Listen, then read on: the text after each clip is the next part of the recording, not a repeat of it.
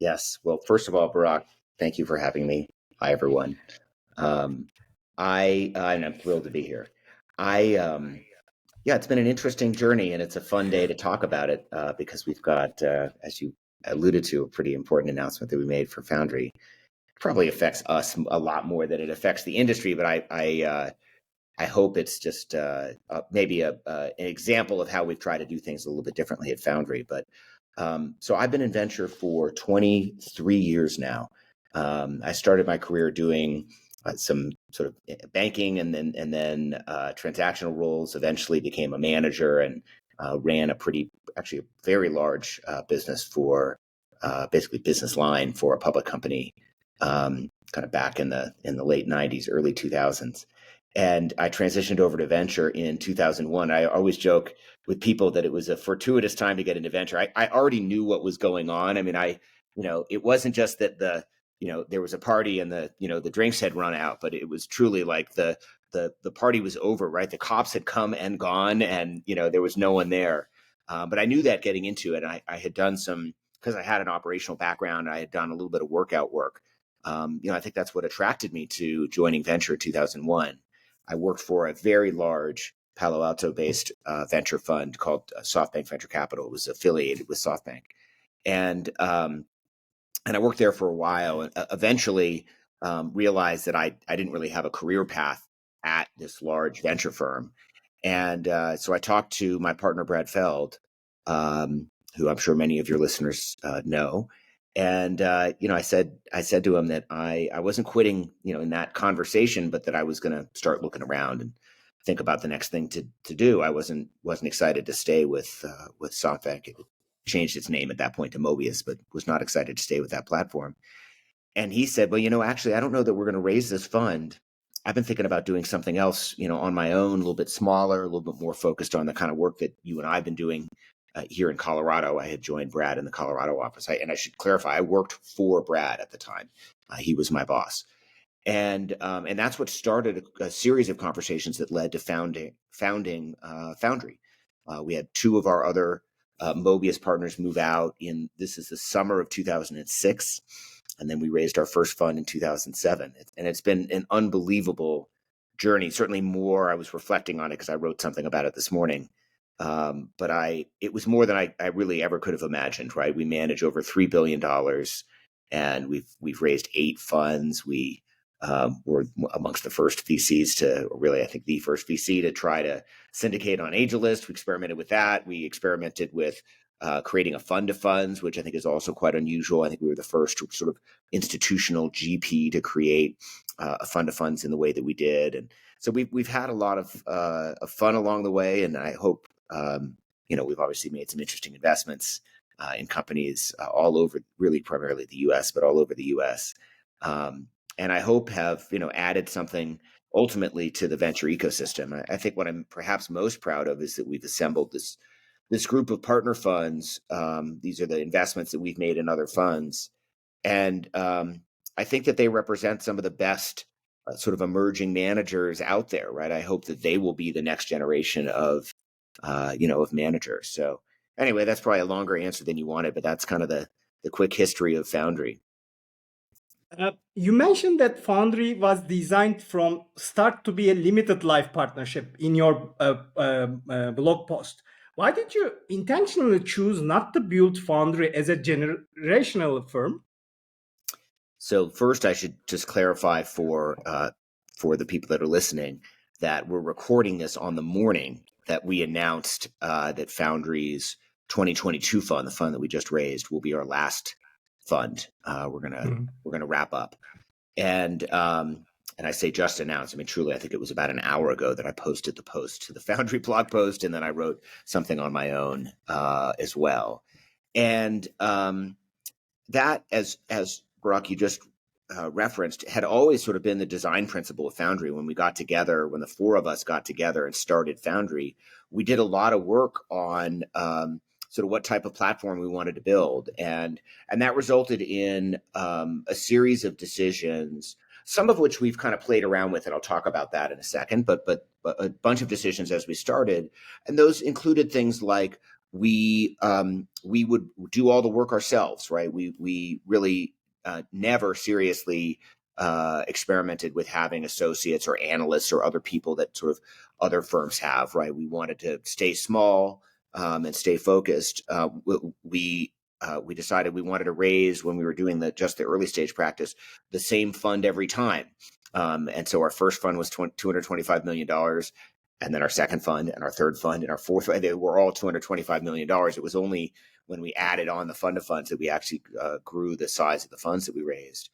So just things like that. And one of those things we talked about was it's really hard to transition ownership in a venture firm. You really have to be incredibly intentional about doing it. And for the four of us, even back then, right? I mean, it's funny to talk about it now, but I mean, the truth is we were I was probably 33 at the time, talking about like, well, we don't want to have a generational firm. I mean, it all seems so far in the distance, right? This is nearly 20 years ago now, 18 years ago. But we felt like that was sort of part of what we were trying to build. We wanted to focus on the business of venture and not the business of firm building, right? So when you think about a lot of those decisions, they're related, not raising larger funds, not having analysts and associates, and not creating a generational firm are all kind of the same thing, which was our saying, no, we really want to focus solely on the work of investing. And so that's what we did. Now, in truth, we did experiment a little bit with the idea of creating a generational firm, right? We have brought on a couple of new partners, specifically Lyndall, who runs our fund of funds practice, and then also Chris Moody and Jacqueline Hester. And we did experiment, or at least have discussions in the last couple years about, well, what would it look like if we handed the reins over to Lyndall and Jacqueline and let them continue on with that. And I think we were quite open with that. Ultimately, it was actually their decision, right? They felt like, no, the Foundry platform and the Foundry ethos is so tied to the four founders of Foundry, and three of us are still there. My partner, Jason, retired a couple years ago. That I think that they ultimately came to the conclusion, which we very much supported because it was kind of back to first principles, that we should stick with the original plan and ultimately wrap up. So I think it means different things to each of us, right? I mean, I think when I look across our partnership, I think we're all very focused for a while on the business of continuing to invest. We have several years. We're announcing early, right? We didn't want people to have the perception that we somehow couldn't raise or something bad had happened or something like that. And so we thought, well, once we've made the decision, we should probably announce it, and let's announce it sort of mid-cycle, right? We've got 2 years. We raised the fund in 2022. We had our last close about a year ago. So we're really like in the heart of the investment cycle. We have at least 2 years left on the to invest in new companies. And so we felt like this was a good time to kind of make that announcement. And that gives us plenty of time to kind of plan for what's next, right? I mean, we have another probably 15 years of managing Foundry. Hopefully not all of that ends up being full-time, but certainly I, for one, have raised my hand within Foundry and said, I will be here until the absolute end. And I have a lot of, I've been in venture for a long time. I like to think of myself as not like super old, right? I mean, I've just hit my early 50s. And so I've got a lot of energy and interest. But I also have a lot of energy and interest in other things. And I think it's kind of apropos that that you and I are talking, right? Because one of the things that ultimately I want to create a little bit more time for are some of the other work that I do around venture, supporting venture platforms around the world. And so, as that was the thing that drove me to working with you and Startup Istanbul, and that's important to me. But I do that in other markets as well. And I'm working on some things in the Middle East. I'm advising and on the LPAC of a couple funds in markets in Africa. And so there's some other things I'd love to, over time, have some more time to do. And some of that, by the way, will probably include continuing some relationship with venture firms in the U.S. I've been kind of toying around with what that might look like as well. But one of the funny things, I wrote this in my blog post about venture, is you make an announcement like this, and then I go back to my schedule. Right, I've got a full schedule of things. Today I'm in New York all next week with portfolio companies and meetings, and there's no like pack your banker's box, have your party, your go away party, and then you wake up the next morning, you don't have anything to do. We have years and years and years of full-time work ahead of us at Foundry. So when did you finalize this decision, and how are you feeling personally about this moving into the next phase of your career? well, it's a good day to ask me that question. So I knew that I was not going to be a partner in the next Foundry fund well over a year ago. I mean, really, when we were raising this last fund, so in the last couple of years, I said to my partners, I had actually toyed around with the idea of not even being a full partner in the 2022 fund, and for a bunch of reasons decided that it made more sense to continue on as a full partner. But when we were out raising this fund, I wasn't saying this to our LPs necessarily, but I said internally to my partners, hey, I'm pretty sure this is my last fund. And, over the last probably we talked about this over the last year or so, and it really got serious over maybe the last, I don't know, 6 months, something like that, where we really kind of felt like this is where we're headed. But we wanted to make sure we wanted to live with that for a little bit, because once you announce something like this, it's final. And so we wanted to give ourselves a little bit of time to just sit with that decision and see how it felt. It's a little bit of a surreal morning because it's, I was very excited about this. I've been saying relatively publicly on some podcasts and to friends and other people that I was planning on wrapping up after the 2022 fund. And so I had some experience with getting reactions to that, but it's still it makes it really real, right? I mean, you really, once you've announced it, I sent this morning when I posted the post to Foundry, I sent a Slack to my partners and I said, I guess there's no changing our minds now, right? There's no going back.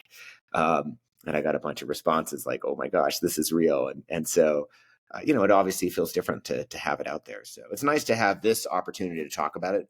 Barak, I mean, really, I'm planning on mostly just talking through the post that we wrote and, talking through the Foundry post, but it's kind of nice to have an opportunity this morning. I don't know when this is going to actually drop, but to talk about it and kind of process in real time with you the emotions of, having it actually be real. So will you remain active on boards during the wind down, or how do you expect the closure impact the Foundry portfolio companies, by the way? Yeah, I mean, I wrote a note to the CEOs that I work most closely to, and I sort of jokingly said, you're kind of stuck with me, and you probably get more of my time now because, we've got, again, as I said, we've got a couple years left in the investment period, so sort of nothing changes, today and tomorrow. But at some point in a couple years, we won't be looking at new investments, and so that'll free up quite a bit of time. And nothing will change in terms of my work with the portfolio. I'm not planning on changing my board load or doing anything like that. And in fact, part of why I'm making this decision is I want to recognize that instead of dropping things to make room for some of the other things that I'd like to do, what I'd like to do is sort of have a nice managed, sort of natural churn of companies, right? We'll sell companies, it's a venture business, so probably a few will not make it. And so ultimately, I'll see that board load go down. I've been trying, Barak, to be really deliberate about my Foundry work for years now, because I recognize some of the scale limitations of venture, and I've spent a lot of time, energy, and money on some personal coaching for myself on sort of productivity and how to be more effective and how to work with my companies, with my partners, with the person that supports me, to create more space for the work that really matters in this business, which is working with my portfolio that I'm responsible for, and then looking at new investments. And so I think that this announcement just helps me kind of create even more space for that over time. But as I sort of referenced earlier, but I mean, I did say to my partners, I mean, I will be at Foundry until we are absolutely done. I am volunteering to wind things down, and I recognize that 5, 6, 7, 8 years from now, some of my partners may have some other things that they want to do, and I'm happy to take some of their work on. I know Brad, I know Chris Moody feel the same way. There is no next thing for me that is like joining another firm and becoming a partner, right? There's whatever it is that I do next will be something that's not full time, if you will, right? I'm very interested in finding ways to stay closer to founders. I've got a couple of ideas around that. I've got a few years before I can even start thinking about exploring those. So lots of time to think about it. Another follow-up questions. I mean, I have lots of questions, but I will keep several questions for this topic because I have already prepared lots of questions, your experiences and startups and VCs. But this was a today's, surprise news. So, how do you expect Foundry's closure will affect the broader startup ecosystem, especially in Colorado and nationally? Yeah. I mean, I don't Foundry has occupied a certain space in the venture world, and I hope that we've been a good example for other funds. I don't. There's plenty of the world is awash in capital. Like I don't think anyone's going to really notice that Foundry is gone. You touched on, I think, an important point though, which is that inside Colorado, obviously Foundry, is a large firm, and although our investment focus is across the U.S. because we're located in Colorado, there sort of is a disproportionate, if you will, amount of investment that we at least look at in Colorado. But that said, I feel like there are great new investors that are sort of the up and comers in Colorado, and Moxie and Matchstick and Range. And, there's a whole bunch of people that I really I respect and I'm excited for. And I think they're already doing amazing things. They weren't waiting for Foundry to step aside, and I feel like I think it creates great opportunity for others to step up. I also feel like I'm not moving from Colorado, right? So and my partners all live there as well. So hopefully we can contribute to that ecosystem, and just in different ways than we contribute to it now.